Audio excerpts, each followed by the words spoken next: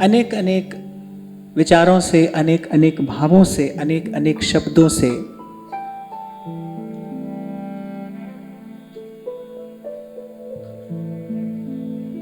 विगत कुछ दिनों से यहां यही निवेदन करने का प्रयास किया जा रहा है कि मोह की निद्रा में सोए हुए जीव को जगाने की शक्ति संत के शब्द में है।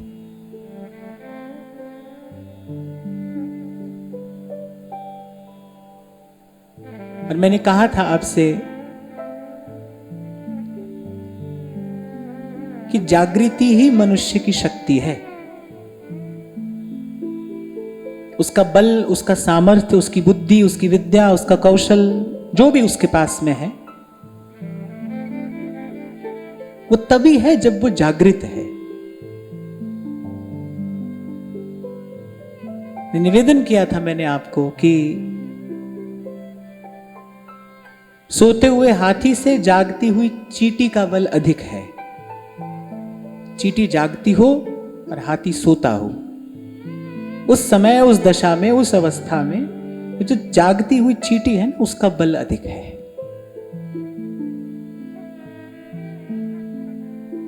उपनिषद भी यही बात कहते हैं।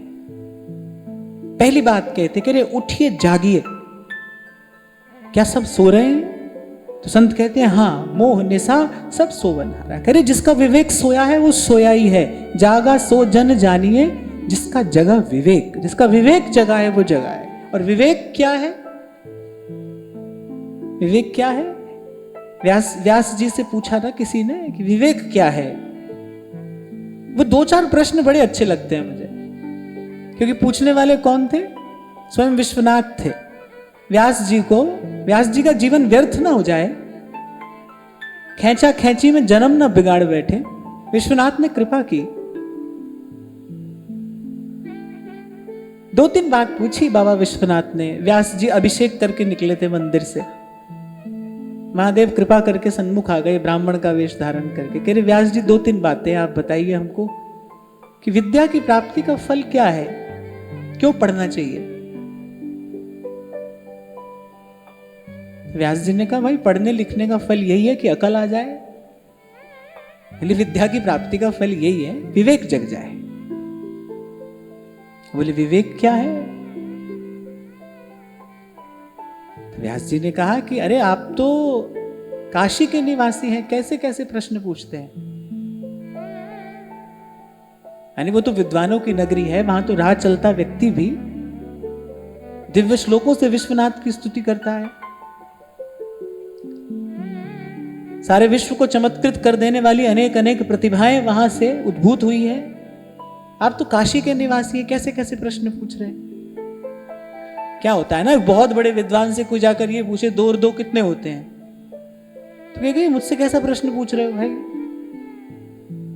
होता है ना भाई, हमारे लेवल की बात करो, हमारे स्तर की बात करिए। आप हमसे कैसा प्रश्न पूछ रहे हैं, ये क्या पूछ रहे हैं आप? विवेक क्या होता है? व्यास जी ने कहा अरे कोई भी बता देगा।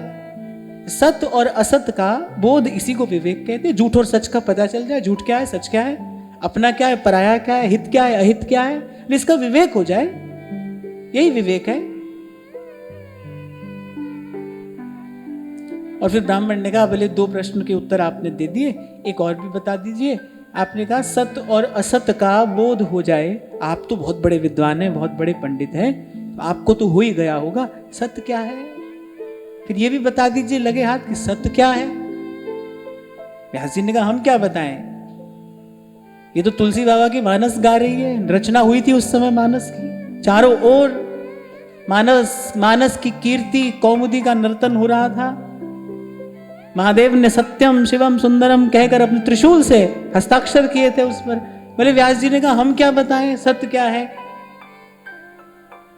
श्री गोस्वामी जी ने ही बता दिया है। उमा कहूं मैं अनुभव अपना, सत हरि भजन जगत सब सपना।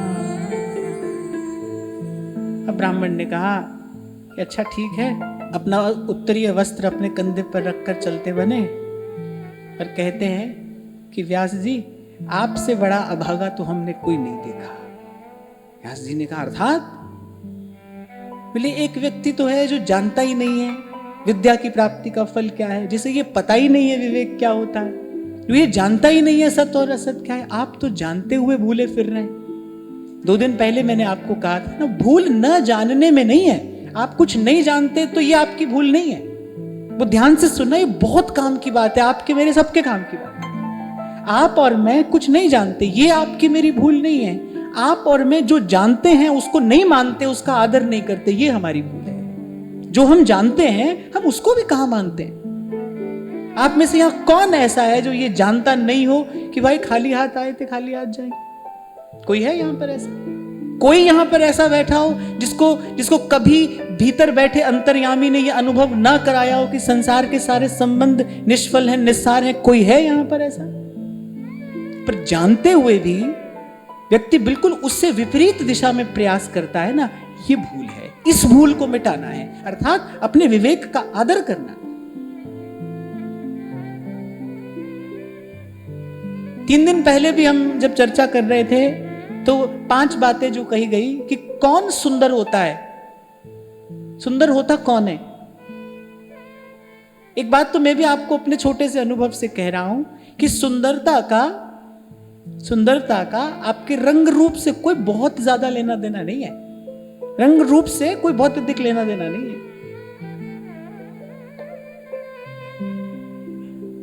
संत की दृष्टि बताती है, व्यापक दृष्टि, उदार दृष्टि। किसे सुंदर कहते हैं?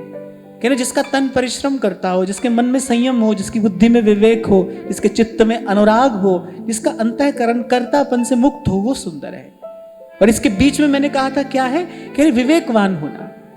सबसे अमूल्य संपदा मानव जीवन की अगर कोई है तो वो विवेक है। विवेक। कई बार मैंने आपको कहा, गीता में भगवान कह रहे हैं अर्जुन से ये बात कि अर्जुन जब मैं बहुत प्रसन्न हो जाता हूं किसी पर, उससे पहले भगवान ये बात कह रहे हैं, मच्चित्ताः मद्गत प्राणाः बोधयन्तः परस्परं कथयन्त्यश्च माम नित्यं तुष्यन्ति च रमन्ति च तेषां सतत युक्तानां भजतां प्रीतिपूर्वकम्। भगवान कह रहे जो दिन रात लगा है ना मेरे पीछे, और जो मेरे अतिरिक्त कुछ और चाहता भी नहीं है। पूर्व भी मैंने आपको कहा, अगर आप प्रभु के अतिरिक्त कुछ और चाहते हैं तो आपको बहुत जल्दी मिल जाएगा। आप घबराना नहीं, देर भी नहीं लगेगी और आपको मिल जाएगा। वो तो बैठे ही हैं इसलिए कि भाई ये हमसे कुछ ले और हमारा पीछा छोड़े। लेकिन अगर आप प्रभु से, प्रभु के अतिरिक्त कुछ और नहीं चाहते हैं, फिर थोड़ी देर लगेगी, फिर आपको धीरज धरना पड़ेगा, फिर आपको अपने मन में उत्साह रखना पड़ेगा, धीरज धरना पड़ेगा। फिर यात्रा थोड़ी सी लंबी है पर सुखद है।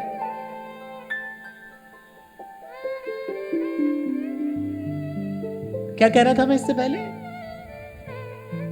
अभी इससे पहले क्या कहा मैंने?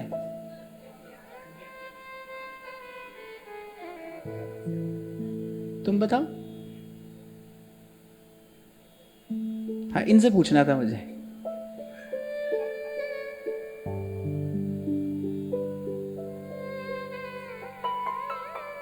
मैं ये कह रहा था कि भगवान ने गीता में ये कहा है कि भाई जो लगा रहता है ना हमारे पीछे, जो हमारे अतिरिक्त कुछ और नहीं चाहता है, भगवान ने कहा अंत में उसको क्या देता हूं मैं? ददामि बुद्धि योगम तम येन माम उपयान्ति ते।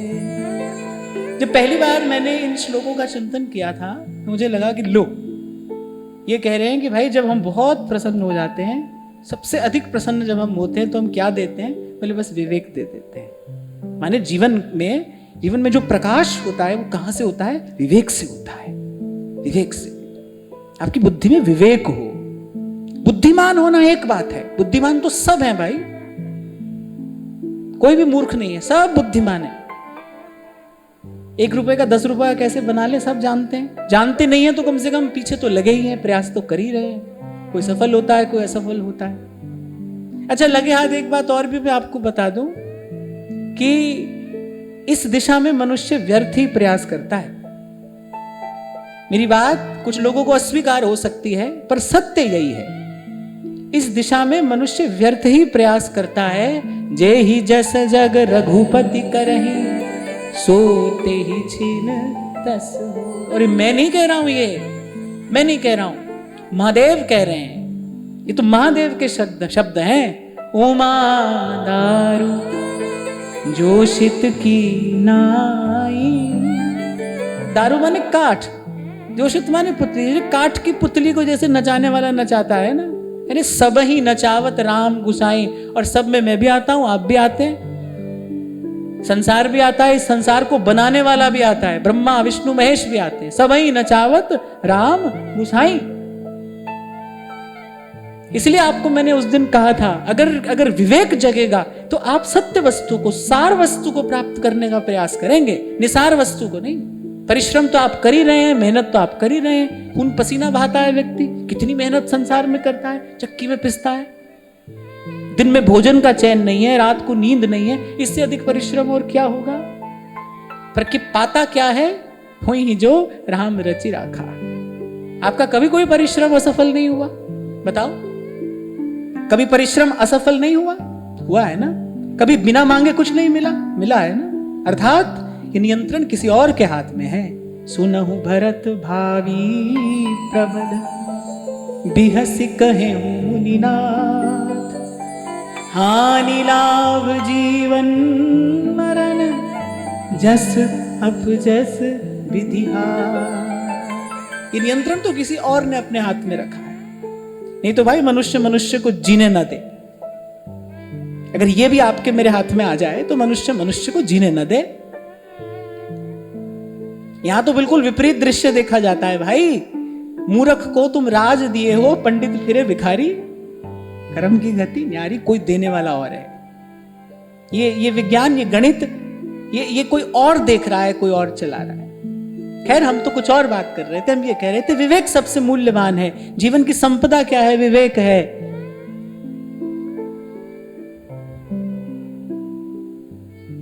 उपनिषद कहता है उठिए जागिए, सोते मत रहिए। जो नहीं कर रहा है ना प्रयास, मैं ये नहीं कह रहा हूं, मेरा एक एक शब्द ध्यान से सुनना, मैं ये नहीं कह रहा हूं जो भजन नहीं कर रहा है, मैं कह रहा हूं जो भजन का प्रयास नहीं कर रहा है ना, वो सोया है। महाराज कहते हैं ना वाणी में, देह नैन बिना, चंद्र रैन बिना, मंदिर दीप बिना, और जैसे तरुवर फल बिन हीना, तैसे प्राणी हरि नाम बिना। सुमिरन कर मना, तेरी बीती जाती उम्र, हरि नाम बिना सुमिरन कर ले मना। फिर जो जागा है वही सशक्त है। ऐसे कवि कहता है ना, जो सोवत है सो खोवत है, जो जागत है सो पावत है। पर यहां पलंग पर सोने की बात नहीं हो रही है। यहां जो हम रोज सोते हैं उस सोने की बात नहीं, यहां मोह निद्रा में सोने की बात है। फिर जिसकी मोह निद्रा टूट गई है, जग पड़ा है जो। और कल भी मैंने आपको निवेदन किया था, एक घटना ऐसी है इस सारे अस्तित्व में, एक घटना ऐसी है जो संत के अतिरिक्त, संत के सामीप्य, संत के सानिध्य के अतिरिक्त कहीं भी संभव नहीं है, और वो है मोह में सोए जीव का जग जाना। संत का शब्द जगाता है, झकझोर कर जगाता है। इसलिए मैं आपको कहता हूं भाई आते रहो। कल मैं आपको कह रहा था ना, कुछ लोग इसलिए नहीं आते भाई हमको कुछ समझ में ही नहीं आता है। आएगा आएगा, हाथ ना कुछ भी आए तो समझना डुबकी अभी अधूरी है। कितना भी हो मुश्किल, लेकिन पहला कदम जरूरी है। और भगवान के शब्दों में पहला कदम क्या है?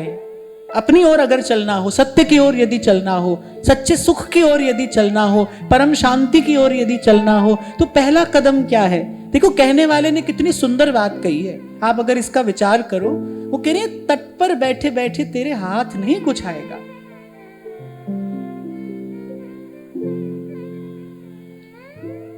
ऐसे बात करते रहने से थोड़ी कुछ होगा, कुछ करना पड़ेगा ना। कह रहे तट पर बैठे बैठे तेरे हाथ नहीं कुछ आएगा, रत्न मिलेंगे तुझको जब तू गोता गहन लगाएगा। और हाथ ना कुछ भी आए, समझना डुबकी अभी अधूरी है। कितना भी हो मुश्किल, लेकिन पहला कदम जरूरी है। और पहला कदम ये है, प्रथम भक्ति संतन करी संगा, पहला कदम है।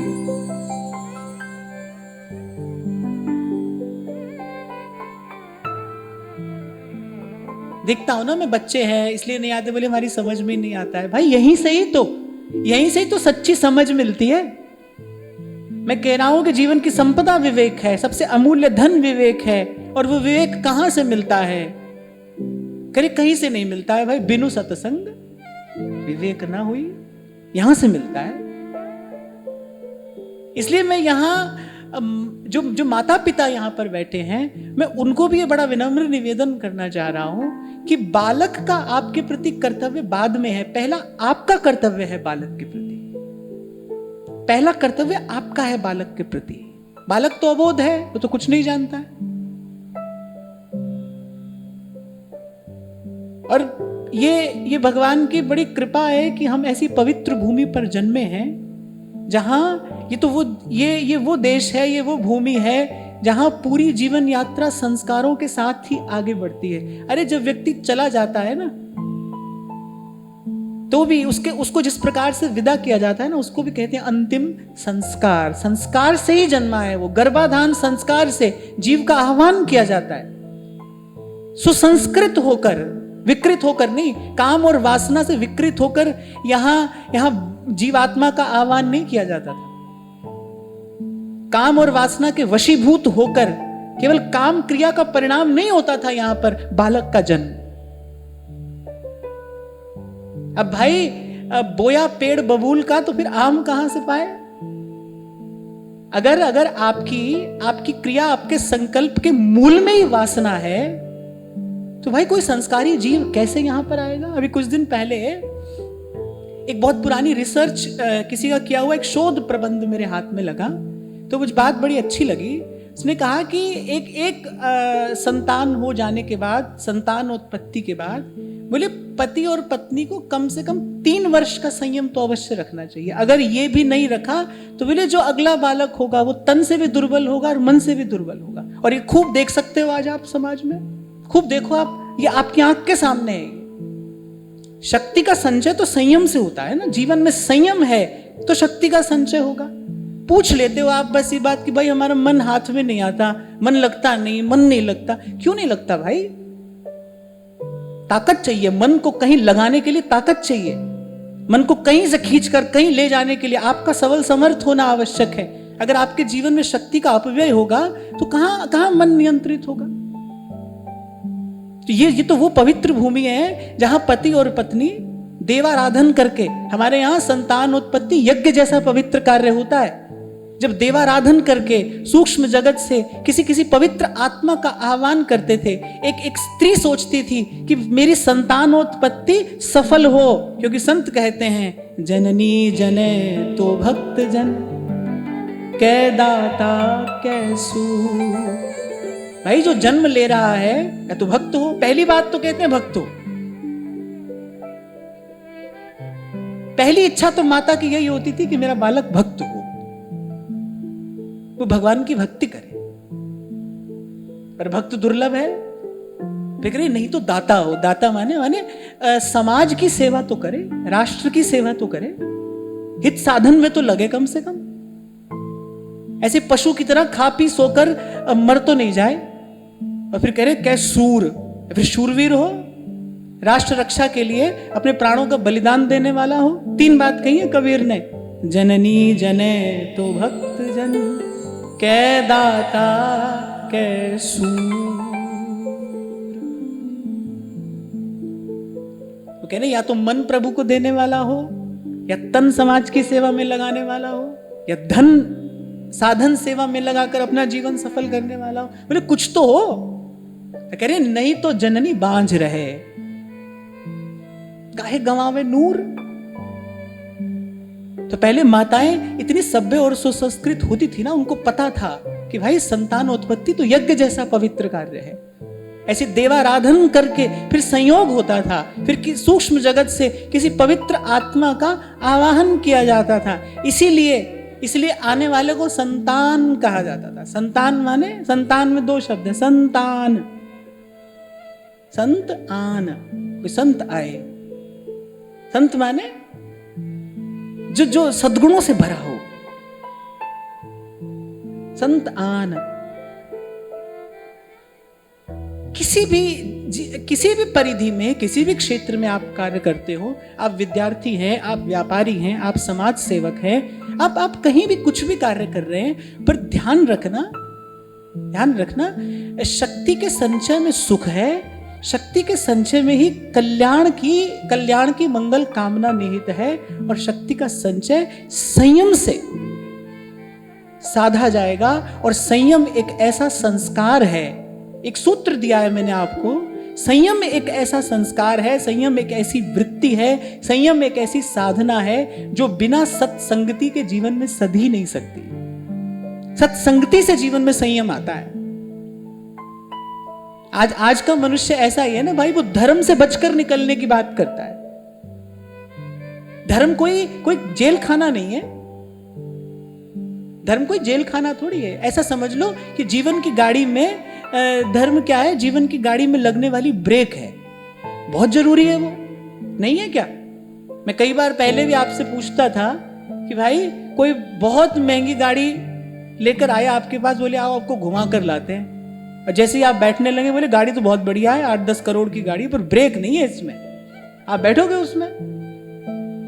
कभी भी नहीं बैठना चाहिए। इस गाड़ी में ब्रेक ही नहीं है, उसका अंतिम परिणाम क्या होगा? ऐसे ही जिस जीवन में धर्म नहीं है, जिस जीवन में संयम नहीं है, वो तो बिना ब्रेक की गाड़ी है भाई। वो स्वयं भी चोट खाएगा और किसी को और को भी चोट मारेगा। उसके जीवन का अंतिम परिणाम तो दुर्घटना है। उसके जीवन का अंतिम परिणाम दुर्घटना है, ट्रेजेडी।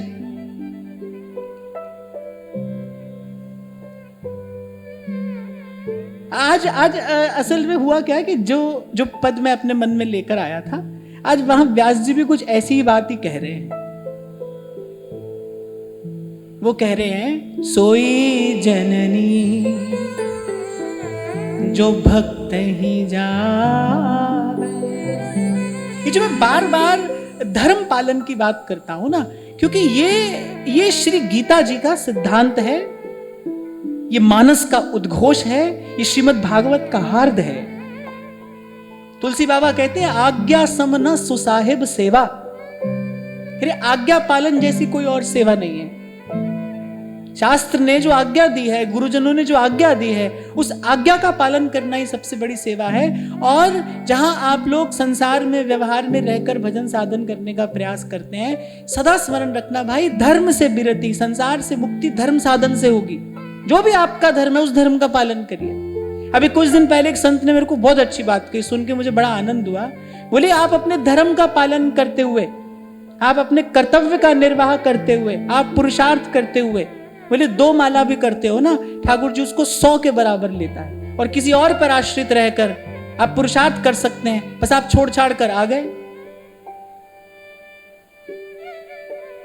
आप छोड़ छाड़ कर आ गए।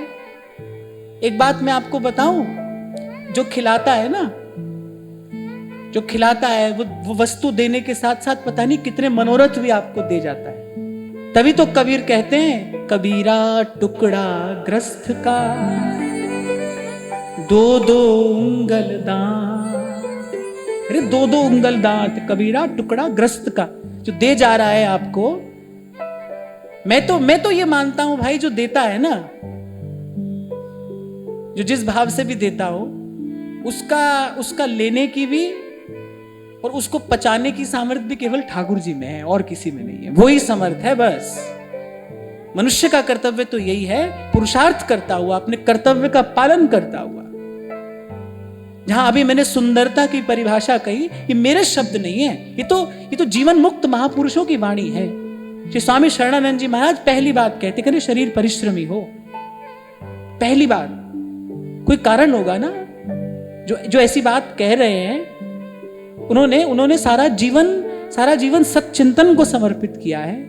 गहन गोता लगाकर वो ये मोती निकाल कर लाए हैं आपके मेरे लिए, ताकि इन रत्नों की प्रकाश में हमारा जीवन उद्भासित हो सके। पहले भी सुनाई थी मैंने आपको वो घटना कि कबीर के घर आती है संतों की जमात, किसी से याचना करनी पड़ रही है, कह रहे कबीर को ये स्वीकार नहीं है। कैसी बने तुम संगे आप न देहू तले हूं मंगे, तेरे से मांगने कैसे जाऊं प्रभु। वहां मेरे तुलसी बाबा कह रहे, बोले मांगन गए सो मर गए, मांग नहीं सकते हैं। शरीर किस लिए मिला है। मैं तो कहता हूं एक बार बैठकर इसका विचार करो, क्या करोगे इसका। इससे भजन नहीं करोगे, इससे सेवा नहीं करोगे, इससे परिश्रम नहीं करोगे, फिर करोगे क्या। मैं बताऊं, फिर आप इससे भोग भोगोगे, पशुवत भोग भोगोगे आप इससे, क्योंकि वो जो क्रिया शक्ति है वो आपको चैन से बैठने थोड़ी देगी। ये तो मैं ज्ञान विज्ञान की बात कर रहा हूं, भाव भावना की बात नहीं कर रहा हूं। जो आपकी शक्ति है, अगर आप उसका कहीं उपयोग नहीं करोगे, क्या करोगे फिर वो धकेलेगी आपको विषय चिंतन की ओर।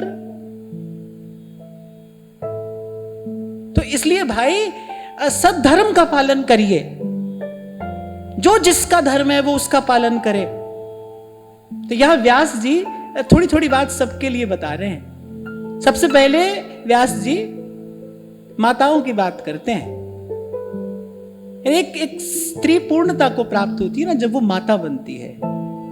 अरे माता बने पर किसकी, सोई जननी जो भक्त नहीं जाने, सोई जनक जो भक्ति सिखाए। माता कौन है, जो भक्त को जन्म दे, और पिता कौन है, बोले जो भक्ति का संस्कार दे। सोई जनक जो भक्ति सिखावे।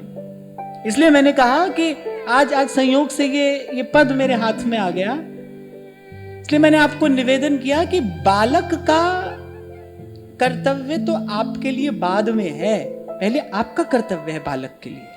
बालक को सुसंस्कृत बनाइए।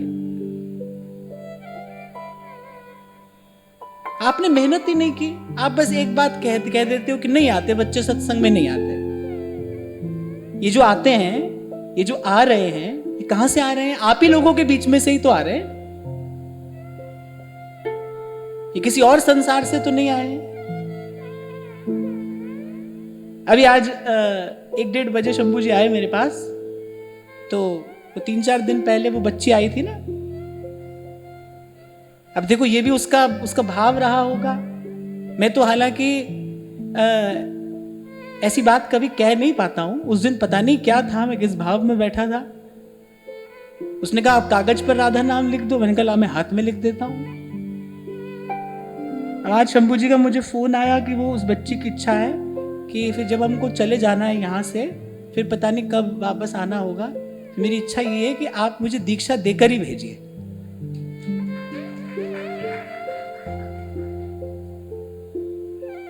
तो जब कोई ऐसा अवसर मेरे सामने आता है, जब मैं बच्चों को देखता हूं ना, तो मुझे बहुत आनंद होता है, क्योंकि मुझे लगता है कि भाई ये भजन का संस्कार लेकर, मैं नहीं कहता कि ये जंगल में जाकर बैठ जाएंगे, मैं तो ऐसी बात कभी कहता ही नहीं हूं।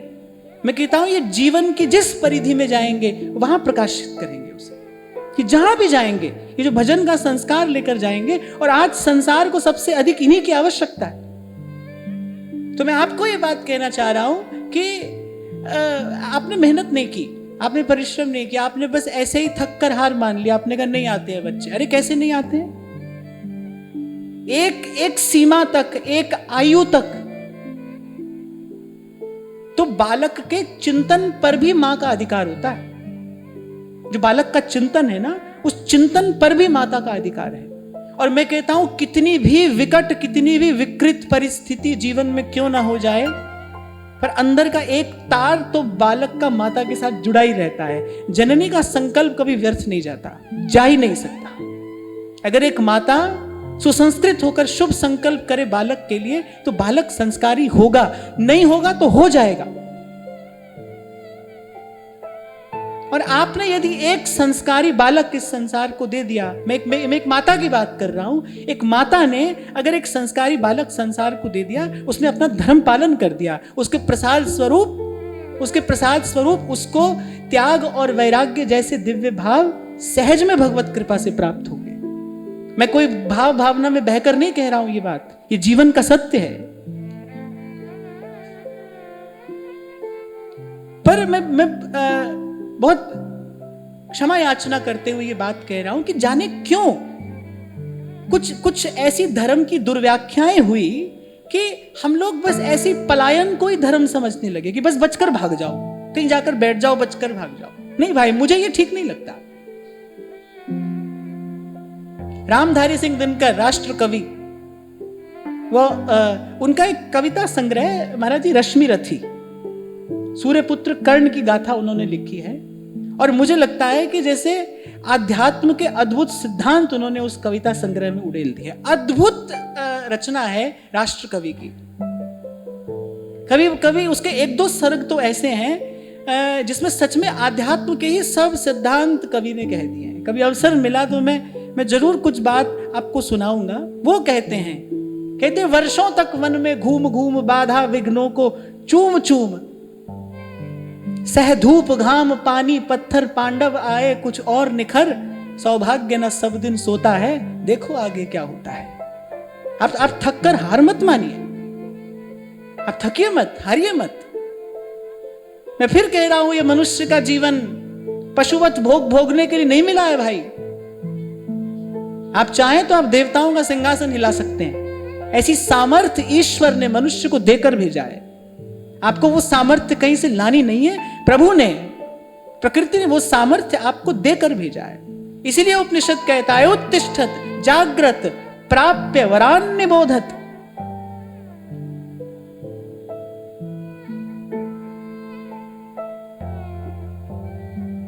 हाँ, लेकिन ये प्रेरणा, ये प्रोत्साहन, ये बल, ये शक्ति, ये ऊर्जा, ये उत्साह,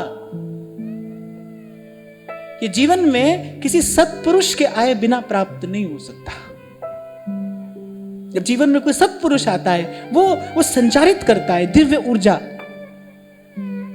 कैसे? ज्ञान की धारा बहाकर। फिर स्मरण करूं मैं, जे सो चंदा उगवे सूरज चढ़े हजार, एते चानन होया गुरु बिन घोर अंधार, गुरु बिन घोर अंधार। देखो भाई, सुंदर मुख, उजला मुख लेकर प्रभु के सामने जाना है। यही जीवन का लक्ष्य हो। प्रभु के पास जाना है सुंदर होकर, उज्जवल होकर जाना है। और संत कह रहे हैं उज्जवल, उज्जवल कोई कैसे होता है? जिन्नी नाम ते आया, आप जपे और नाम जपावे। मैं तो कहता हूं आगे बढ़ो। केवल यही नहीं सोचना है कि हमको जपना है, जपना भी है, जपाना भी है। और ये बात कोई मैं अपने बल पर थोड़ी कह सकता हूं, अपने बल पर नहीं कह सकता हूं। हरिवंश भरोसे भय निडर। जैसे किसी के पिता ने अकूत संपत्ति कमाकर दे दी हो, अकूत संपत्ति कमाकर बालक को दे दी हो, और बालक बिल्कुल साधारण व्यक्ति कितना दीनहीन होकर रहे, तो कोई बहुत बुद्धिमानी की बात नहीं है ना। उसको तो स्वयं भी सुंदर जीवन जीना चाहिए और अपने पिता की कमाई संपत्ति से समाज और राष्ट्र का भी हित और सेवा करनी चाहिए। यही तो संपत्ति का सदुपयोग है। धन का सदुपयोग क्या है? धन का संग्रह धन का उपयोग नहीं है, धर्म का संग्रह धन का उपयोग है। धन से धर्म का संग्रह किया जाए, सत्कर्म का संग्रह किया जाए, पूंजीबोध हो जाए पुण्य आपके जीवन में। ये तो धन का सुफल है। मैं तो कभी नहीं कहता आपके पास धन नहीं हो। क्यों नहीं हो? धन हो, पर धन के साथ साथ सुमति हो। समृद्धि हो, पर समृद्धि के साथ साथ सुमति भी हो, सेवा भी हो जीवन में। तो अपने बल पर ये बात नहीं कहते, अपने आचार्य के, अपने गुरु के बल पर कहते हैं कि आप जपे और औरा नाम जपावे। जिन्नी नाम ते आया गए मसकत काल, जिन्नी नाम ते आया गए मसकत काल, नानक ते मुख पूज ले कहते छुट्टी नाल सतनाम सतनाम सतनाम सतनाम। तो कह रहे सोई जननी जो भक्त ही जावे, सोई जनक जो भक्ति सिखावे। अच्छा, मैं तो एक बात और भी कहकर आगे बढ़ूंगा। आप ये सोचो ही मत कि मेरे कर्म का क्या परिणाम आएगा। आप ये मत सोचो कि इसका परिणाम क्या आएगा। आप पूरी निष्ठा से, पूरी शक्ति से, जो सामर्थ्य आपके पास है, आप पूरी सामर्थ्य से सत्कर्म का अनुष्ठान कर दो। बाकी तू जाने और तेरो काम जाने। कितनी बार किसान का परिश्रम असफल हो जाता है। कितनी बार किसान जैसी मेहनत और कौन करता है। और कितनी बार उसका परिश्रम असफल हो जाता है, पर क्या वो अगली ऋतु में फिर परिश्रम नहीं करता? सतत करता है, निरंतर करता है।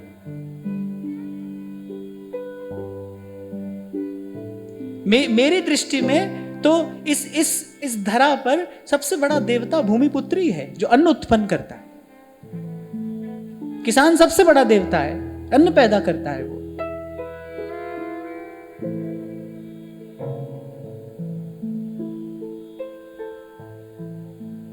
तो आप ये मत समझना कि क्या परिणाम आएगा, आप करिए।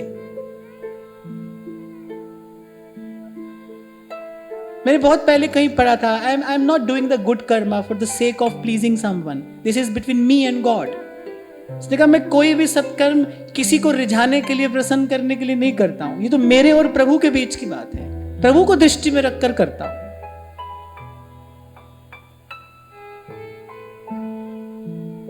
इसलिए मैं कहता हूं कि प्रार्थना में भी हमारी स्वार्थ ना हो, परमार्थ हो।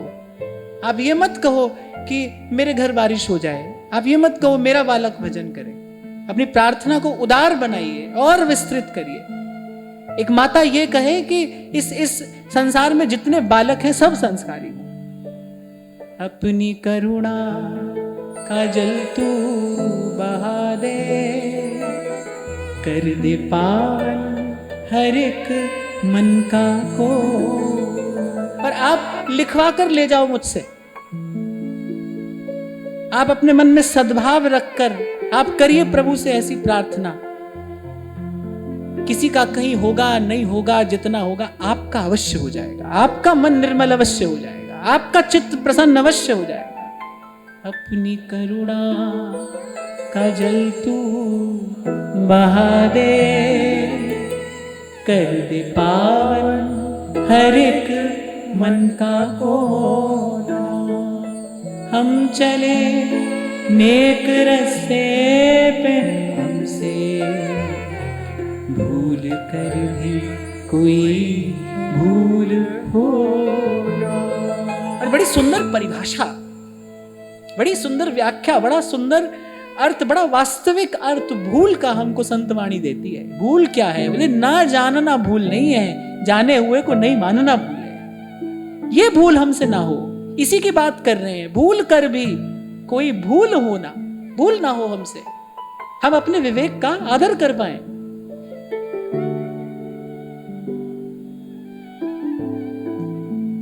ध्यान रखना, अपना कल्याण आप ही करोगे। जब भी करोगे आप ही करोगे। ये महान यज्ञ तो आप ही के द्वारा होगा। मैंने पहले भी आपको कहा था, मैं आज फिर कह रहा हूं, मैं तो आपको प्रेरणा दूंगा। मेरे शब्दों से तो आपको प्रेरणा मिलेगी, प्रोत्साहन मिलेगा, और पुरुषार्थ आपका होगा। पुरुषार्थ आपका होगा।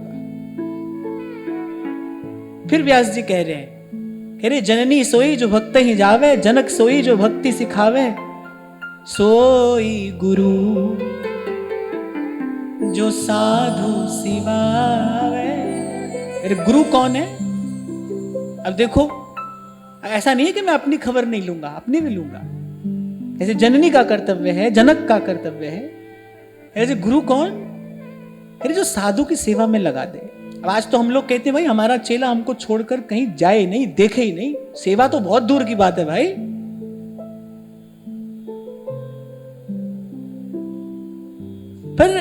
वही व्यक्ति ये कार्य करेगा जो मानव मन से परिचित नहीं है।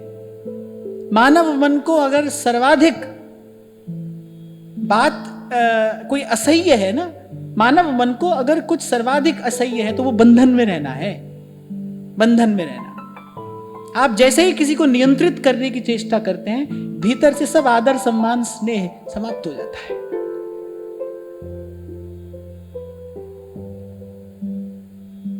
तो यहां कह रहे कौन गुरु है? सोई गुरु जो साधु सेवा है, जो साधु की सेवा में लगा दे, वो गुरु है। क्योंकि जीवन का सार और है क्या? गुरु किस लिए आता है जीवन में? सार वस्तु का दान करने के लिए तो आता है। इसलिए मैं कल आपको कह रहा था कि मुझे गुरुवाणी इतनी प्रिय क्यों है? क्योंकि जो सार की बात है ना, बस दो सार की बात, वही बात गुरुवाणी में आद्योपांत है, नाम का सिमरन और साधु की सेवा। जन के चरण बसे मेरे हियर, जन के चरण बसे मेरे हियर, जन के चरण बसे मेरे हियर, जन के चरण बसे मेरे हियर, संग पुनीता देहि, संग पुनीता देहि, संग पुनीता देहि, संग पुनीता देहि, जन की धूर देहो कृपा निधि, जन की धूर देहो कृपा निधि, नानक के सुख एहि, नानक के सुख एहि, नानक के सुख एहि, नानक के सुख एहि, जन के चरण बसे मेरे हियर, जन के चरण बसे मेरे हियर। मुझे लगता है कि लगभग सब कुछ तो मनुष्य अपने प्रारब्ध और अपने पुरुषार्थ से ही पा लेता है। गुरु तो अदेय वस्तु देने के लिए आता है, अलभ्य लाभ कराने के लिए आता है। सेवक जी महाराज कहते हैं ना, श्री व्यास नंदन नाम को अलभ्य लाभ जाने, माने जो वस्तु हमको अपने पुरुषार्थ से, अपने भाग्य से, किसी भी प्रकार से नहीं मिल सकती थी, गुरु वो वस्तु देने के लिए आता है। सार वस्तु क्या है? अरे गुरु सोई जो साधु सिवावे, वो जन के चरण बसे मेरे हियर, जन के चरण बसे मेरे हियर, संग पुनीता देहि, संग पुनीता देहि, जन की धूर देहु कृपा निधि, जन की धूर देहु कृपा निधि, नानक के सुख एहि, नानक के सुख एहि, नानक के सुख एहि,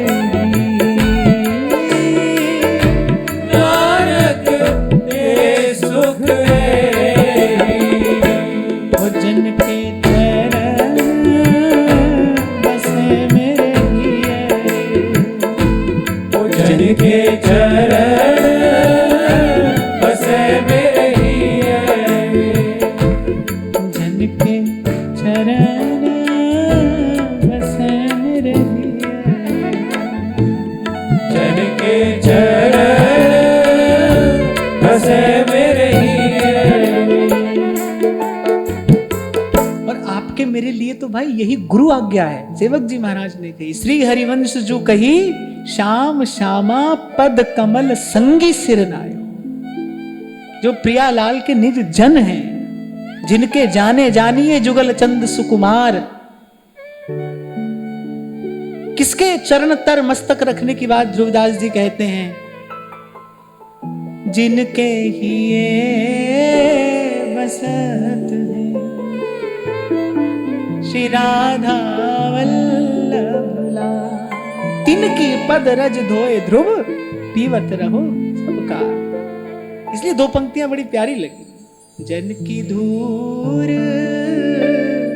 देहु कृपा निधि, जन की धूर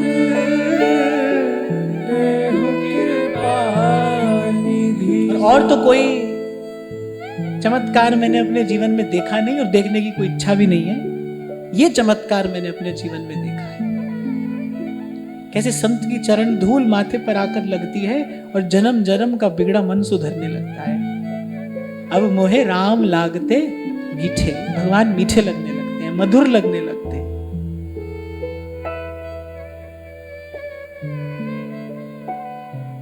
जीवन में जो भी सुख है, सबसे पहले तो मैं बिल्कुल घोषणा करके यहां पर कहता हूं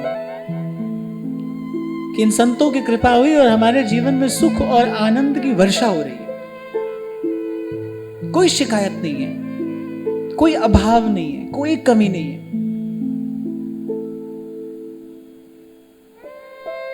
जहां तक दृष्टि जा सकती है, जा रही है, वहां तक सुख ही सुख है। तो सबसे पहले तो यह स्वीकृति है कि जहां तक दृष्टि जा रही है वहां तक सुख है। सबसे पहले तो ये स्वीकृति है और फिर इसके बाद ये नमस्कृति है।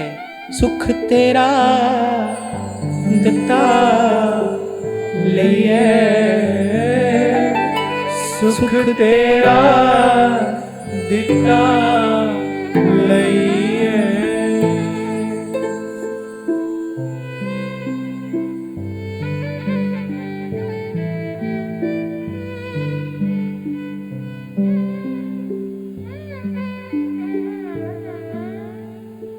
यहाँ बहुत समय पहले परिक्रमा मार्ग पर एक संत भजन करते थे। एक छोटी सी छतरी के भीतर रहते थे और कहते साल में केवल एक ही बार यहाँ चीर घाट पे जहाँ थोड़ा आगे जाके श्री यमुना जी का एक मंदिर है, वहां उसके पास में वो संत रहते थे। गौड़िया वैष्णव थे और गोपी भाव से श्री ठाकुर जी को दुलराते थे। यानी वर्ष में केवल एक बार अपनी कुटिया से बाहर आते थे।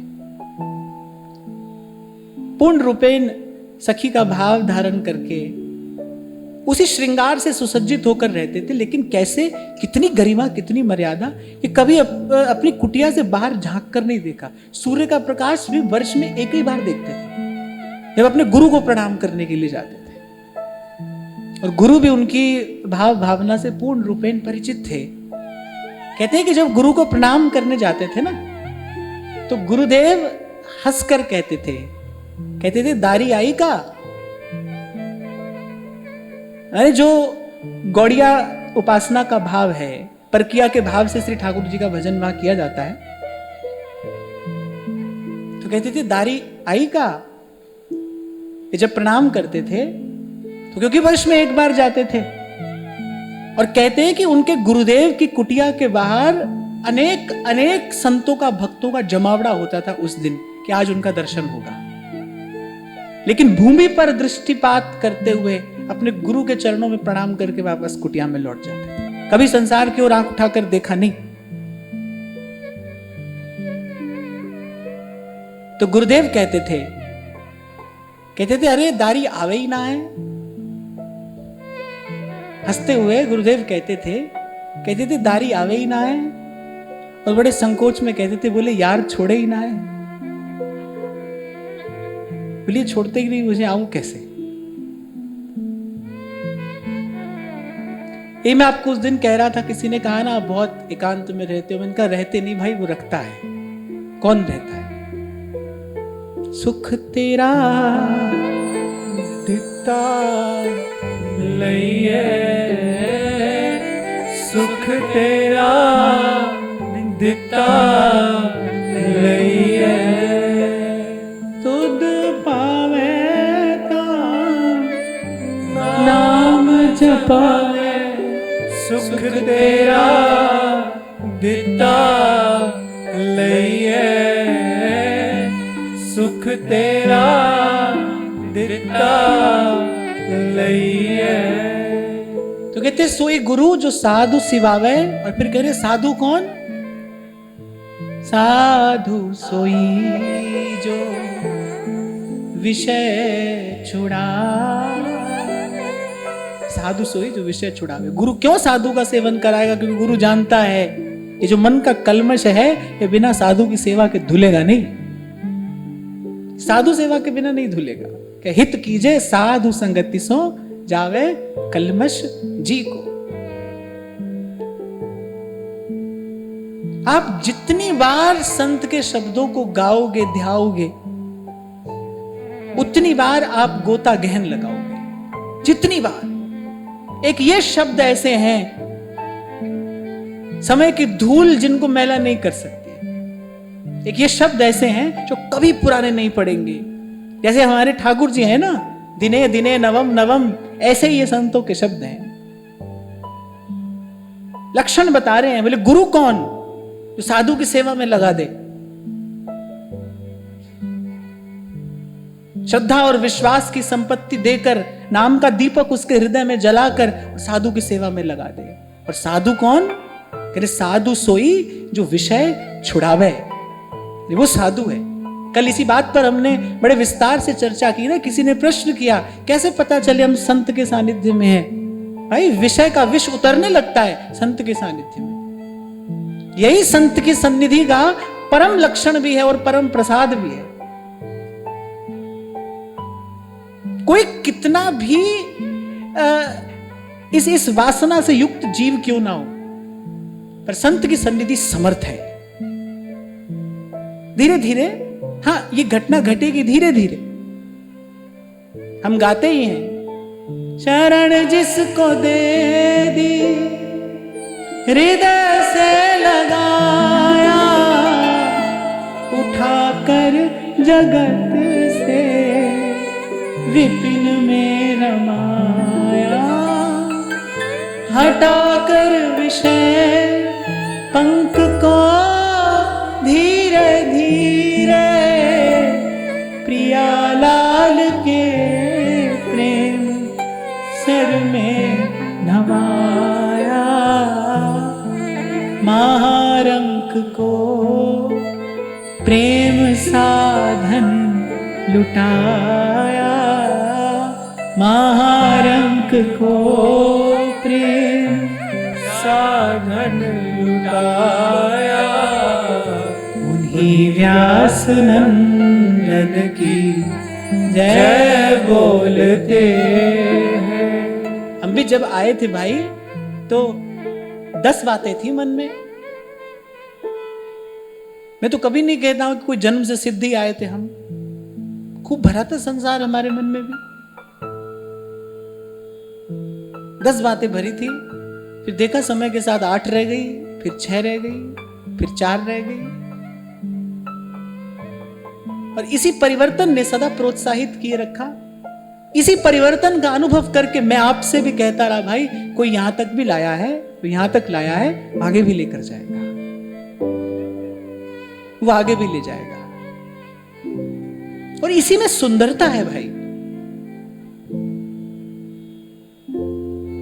पत्ती पत्ती जब खिलती है फूल की, प्रकृति की व्यवस्था यही है ना, एक एक पंखुड़ी खिलती है।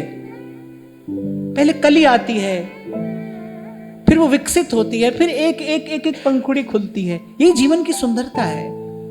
इसलिए मैं आपसे कहता हूं, कोई दौड़ भाग थोड़ी लगी है, कोई प्रतियोगिता हो रही है, भगवान कोई ट्रॉफी है जो आपको जीतनी है। अरे आप ईमानदारी से चलो।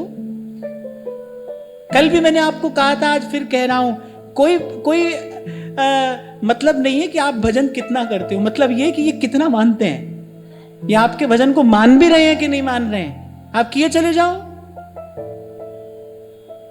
आपके करने से नहीं है, इनके मानने से है।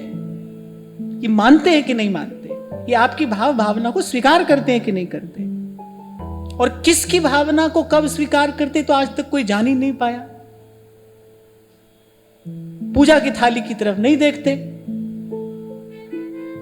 पूजा की थाली की तरफ नहीं देखते, प्रेमी की गाली को झपट कर ले लेते हैं। क्या पता आप किस पर कृपा करते हैं, कैसे कृपा करते हैं, तो कोई नहीं जानता, मैं भी नहीं जानता, कोई भी नहीं जानता। बुल्ले शाह रब ओना नु मिलदा, नीता जिना दिया सच्चियां, नीता जिना दिया सच्चियां। तो कह रहे सोई गुरु जो साधु सिवावे, और देखते परखते रहना, ऐसे ही गुरु की शरण में रहना जो साधु की सेवा में लगाने वाला हो, अपने से बांधने वाला ना हो। आगे आगे व्यास जी एक पद में कहेंगे, ज्ञान का अभिमान क्या होता है? व्यक्ति ये सोचता है कि केवल मैं ही जानता हूं, और जो मैं जानता हूं वही ठीक है, वही उचित है। तो अपने से बांधने वाला ना हो, किसी भी प्रकार के बंधन में डालने वाला ना हो। बंधन में तो आप पहले ही हैं, गुरु तो बंधन से मुक्त करने के लिए आता है ना। इसलिए मैंने कहा भीतर नाम का दीपक जलाकर, श्रद्धा और विश्वास के पंख देकर आपको उस अनंत गगन में जो उड़ा दे, वो गुरु है। आपके भीतर नाम का दीपक जलाए, राम नाम मणि दीप धर, जीव दे हरि द्वार। और श्रद्धा और विश्वास के पंख लगाकर खोल दे पिंजरा, जिस पिंजरे में आप जन्म जन्म से बंद थे। खोल दे पिंजरा, उड़ा दे आपको उस अनंत गगन में। और सोई साधु जो विषय छुड़ावे, फिर कहने सोई धर्म जो भरम नसावे। धर्म का पालन करने के बाद भी अगर जीवन में भ्रम ही बना है तो आप गलत रास्ते पर हो। सोई धर्म जो भरम नसावे। Clarity is power. किसी ने 3 शब्द कहे हैं, दे आर एक्सट्रीमली पावरफुल।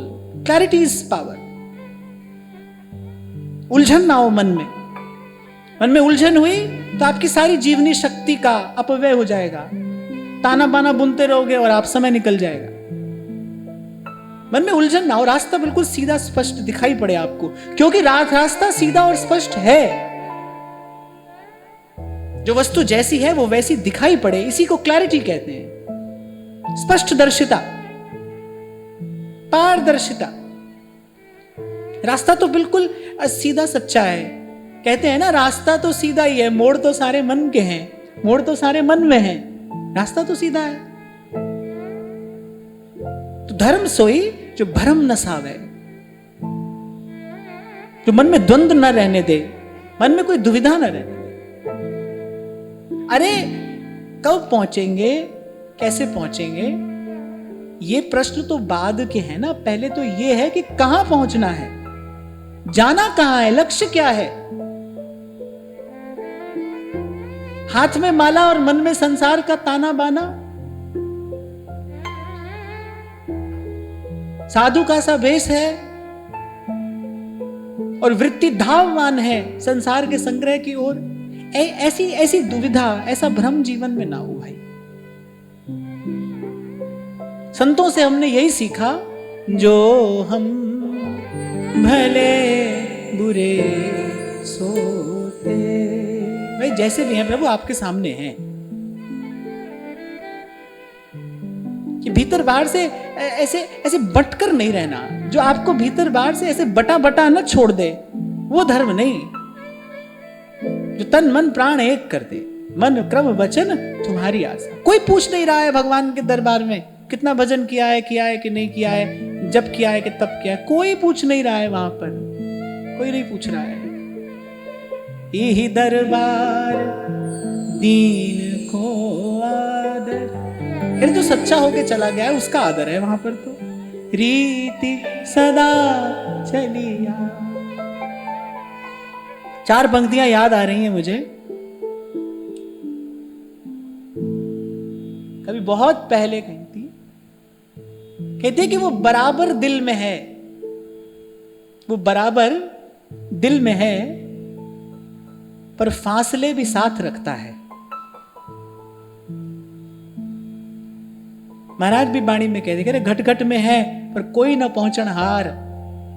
कह रहे बराबर दिल में है पर फासले भी साथ रखता है, मेहरबा इम्तिहान के सिलसिले भी साथ रखता है।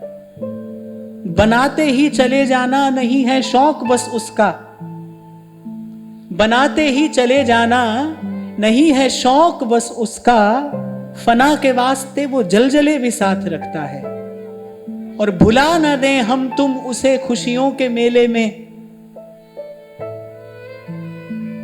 कबीर कहते हैं ना, सुख के माथे सिल पड़े जो नाम हृदय से जाए, भुला न दें हम तुम उसे खुशियों के मेले में, कर्म करके गमों के मरहले भी साथ रखता है। और फिर अंत की जो 2 पंक्तियां हैं बड़े काम की हैं। अरे नहीं सब पीर पैगंबर जो रहते पास हैं उसके, नहीं सब पीर पैगंबर जो रहते पास हैं उसके, वो मुझ जैसे नाचीज मंचले भी साथ रखता है। वो बराबर दिल में है पर फासले भी साथ रखता है। मैंने कहा था ना आपसे कि गोपियों की स्वीकृति तो है, पर अस्वीकार तो उन्होंने कुब्जा को भी नहीं किया। क्यों नहीं किया? देखो अनेक अनेक दृष्टिकोण है, संतों ने अनेक अनेक प्रकार से इस लीला का चिंतन किया है, पर मैं अलग प्रकार से चिंतन करता हूं। मैं कहता हूं देखो श्री कृष्ण ने सबसे पहले तो स्वीकार किया, कुब्जा को भी स्वीकार किया। क्यों स्वीकार किया? क्योंकि कुब्जा ने श्री कृष्ण के सामने लाग लपेट नहीं की, जो मन में था वो श्री कृष्ण से कह दिया। सीधी सच्ची बात जो मन में थी ना वो प्रभु से कह दी। बस एक ही लाग लपेट प्रभु को नहीं रुचती है, ये प्रभु को नहीं सुहाता। अब जैसे आपको भी कोई अगर बात बनाकर बोल रहा है तो वो सबसे बड़ी गलती क्या कर रहा है?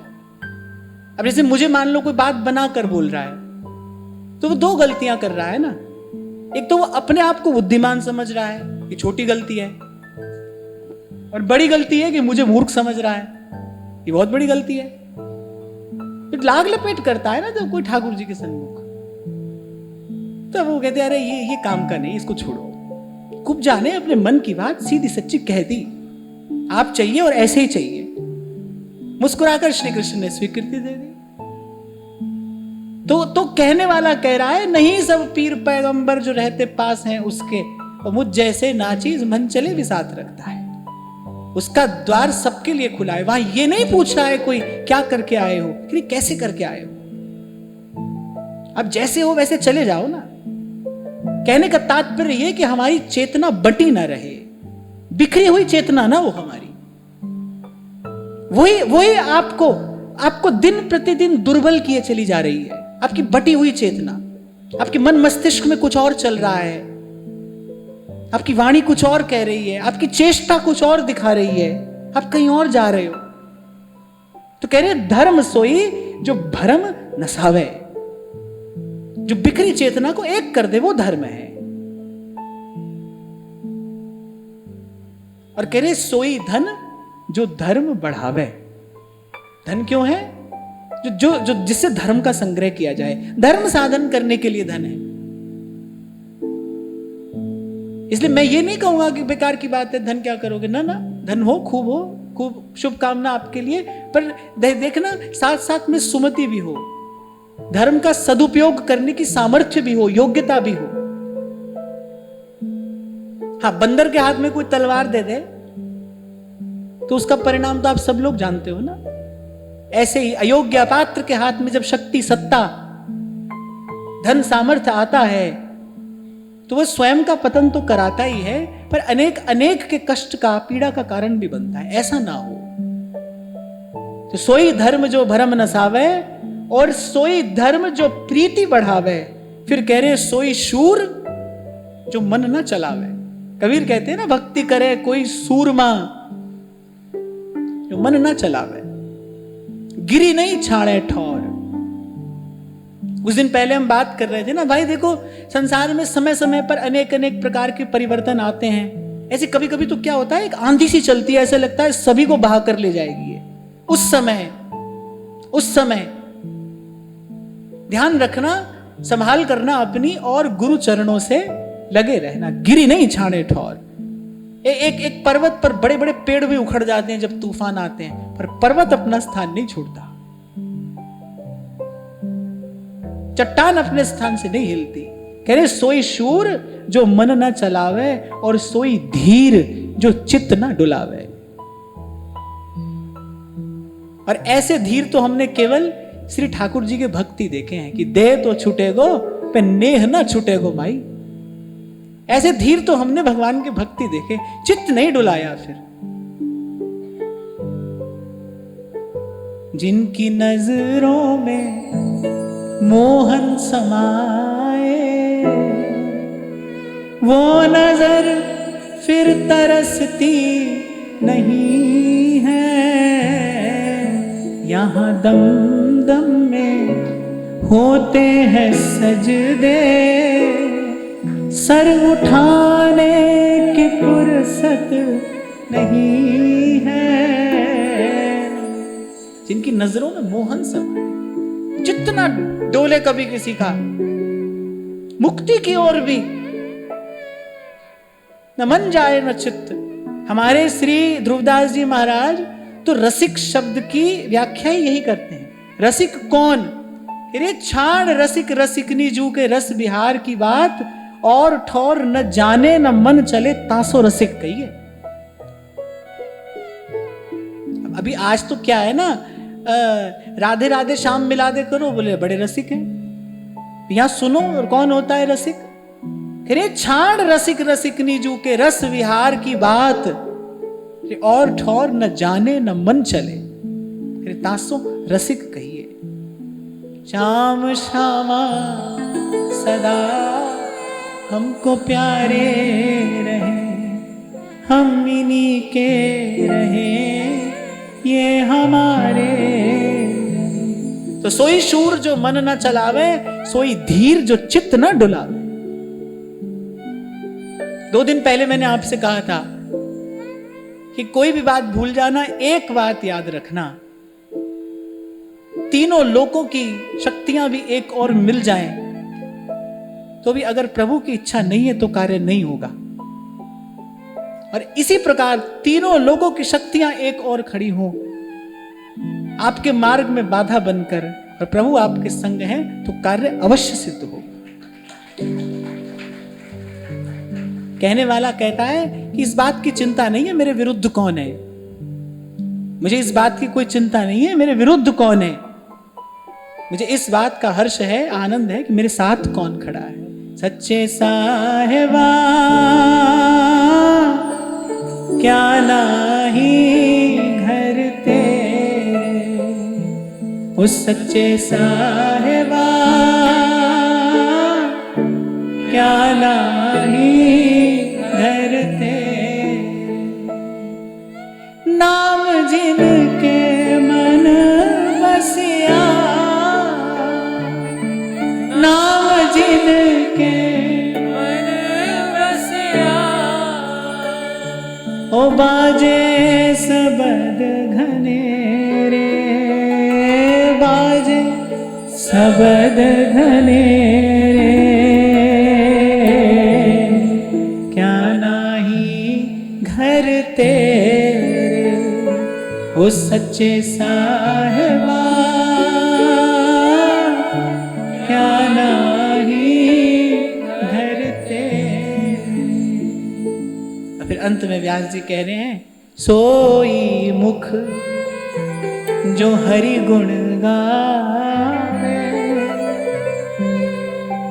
सोई व्यास। व्यास का एक अर्थ महान भी होता है, व्यास का एक पर्यायवाची महान भी है। यहां व्यास जी उधर संकेत कर रहे हैं, सोई मुख जो हरि गुण गावे, सोई व्यास जो रास दिखावे। यहां व्यास जी का संकेत श्री महाप्रभु जी की ओर है। अरे महान कौन है? जिन्होंने इस नित्य विहार रस का अस्मद आदि जीवों को दान किया है। श्री जी के चरणारविंद की सेवा का, कैंकर्य का अधिकार हम जैसे जीवों को दिया है, कह रहे वो महान है। सोई मुख जो हरि गुण गावे, सोई व्यास जो रास करावे, सोई गुरु जो साधु सिवावे, सोई साधु जो विषय छुड़ावे।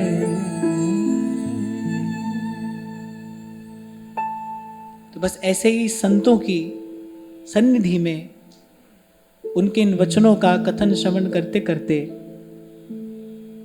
हमारा भी तन मन जीवन भगवत भजन के, भगवत सेवा के योग्य बने, कृपा पात्र बने।